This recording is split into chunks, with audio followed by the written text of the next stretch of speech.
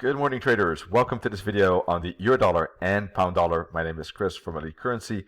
We had shocking news, of course, from the U.S. Central Bank that basically dropped the interest rates in the U.S. all the way down to zero.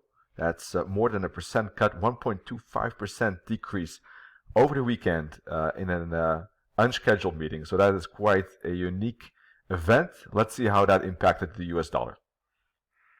So far, we don't see a ton of movement. I expected actually more based on that. The Fed already cut the rate by 0.5% from 1.75 to 1.25. Now from 1.25 all the way down to zero, in a range of 0 to 0.25%, in a unique move to counteract the coronavirus impact that it's having on the global economy. But I think we're also seeing potential other things popping up, of course, problems that could arise and impact the markets. We're seeing potential consumer spending going down, obviously, and of course a lot of corporate debt that could weigh in into the economy. So let's see how all of that impacts the stock market. It's going to be under pressure. The US dollar as well, I think, for the moment. We see a lot of euro dollar bullishness driving up the price to 115, but last week did end up bearish before, of course, that rate cut happened. So let's dive into the daily. We're seeing some bounce here at the bottom of the 21 EMA zone from a technical point of view, and the 61.8 fib as well at 110.50. So I'm leaning towards this being more of a bouncing spot, but we got to keep in mind that the markets are extremely volatile. We had a 2020 roller coaster that we haven't seen in years, and it's starting to resemble kind of the price movements maybe from Great Recession that are extremely volatile and extremely large. We had a quiet 2 years, in the euro dollar specifically, I should say. This is totally different in 2020. This fall, rise, and fall look like a heartbeat, and we don't know how the current structure will behave. Right? It is something that is going to be tricky to analyze and trade. I would say reduce the risk, close positions earlier, don't keep over the weekend for the moment, and these kind of risk management practices I think are best. Technicals I think will provide some guidance, but we got to keep in mind that emotions are very high. So price, might change directions quickly, might continue more than expected. All of these kind of characteristics can play out, not only this week, but next week's, maybe next month. Let's see step by step. So for the moment, it's kind of back into this average zone. If you look at the price, the top and the bottom, it's about halfway now. And it's about at the spot where price was most moving. So it seems to be at equilibrium, let's say, at this moment. So it's a difficult spot. It could really break both directions at this moment. And I think we need to look at for the breakout. If it does move lower, keep an eye on the 78.6 fib at 109.30 and the 88.6 fib. Those could be bouncing spots at 108.60. If it breaks up, we're going to flip the fib around from this top to this bottom. And you cannot see that fib, so let me get rid of this one. And we got to keep an eye on those levels, right? These are not magical levels, by the way, because it's so volatile. But I said just keep an eye on these levels as targets or bouncing spots. And the upside break, probably 61.8 fib, I would say 113.25. And if it goes beyond that, keep an eye on these deeper fibs. Of course, it could break the top. The next target, if that happens, is 116. I think there's a higher chance of breaking the top for the moment than breaking the bottom, but that's marginal at best, I guess. So for the moment, I do expect a break to the upside with the interest rate cut now. I think it should be enough to drive the euro dollar higher, but of course, Europe has quite some big problems with COVID-19 at this moment, so I guess it's difficult to say for sure. But I do expect still a higher high for the moment, and then some downside on the euro dollar. So maybe a touch of 116 and then quite a forceful move back down into the equilibrium zone around 111 for the moment. But that said, it doesn't mean that 113.25 and 114.50 zone isn't a heavy resistance, and same for, of course, the support levels I just mentioned. Let's take a look at the 4-hour chart.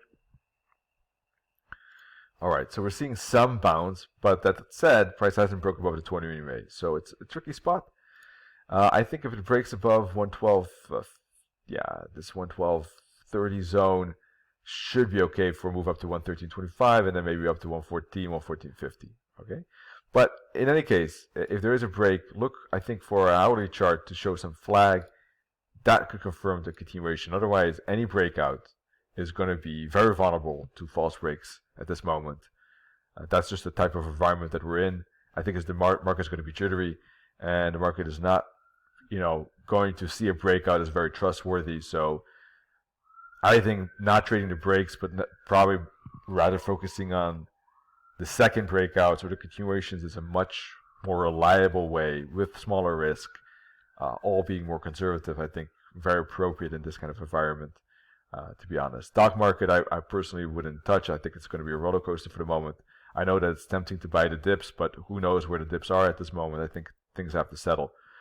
Best for the moment, I think, is Forex trading, in my view at least. But also here, you got to be careful. It's going to be wild. So let's see. Of course, if it breaks through the support, as I said, if there's a break and then a flag, yes, there could be that move down to the 78.6 fib here in the minus 272 target, lining nicely up at 109.30.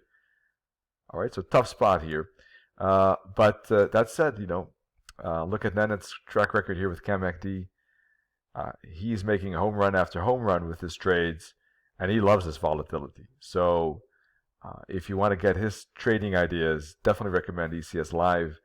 In these times, if there's something you want to trade, I think, once again, it's Forex, and I think Nenet is really proving that nicely and how he's managing that.